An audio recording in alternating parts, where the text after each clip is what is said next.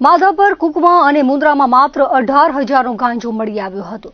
પૂર્વ કચ્છમાં પોલીસ દ્વારા લાખોના માદક પદાર્થના જથ્થાને ઝડપી પાડવામાં આવે છે, ત્યારે પશ્ચિમ કચ્છમાં પણ પોલીસે પોતાની હાજરી પુરાવી છે।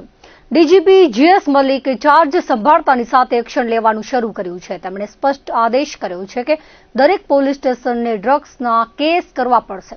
ડીજીપીના આદેશને ધ્યાનમાં રાખીને ગઈકાલે એક દિવસમાં પશ્ચિમ કચ્છ પોલીસે ડ્રગ્સના 5 કેસ કર્યા છે, જેમાં એસઓજીએ કુકમા 3 રસ્તા પાસેથી 30,000ના ગાંજા સાથે ભુજના શખ્સને ઝડપી લીધો હતો, જેમાં અંજારના અલ્તાફની સંડોવણી સામે આવી હતી।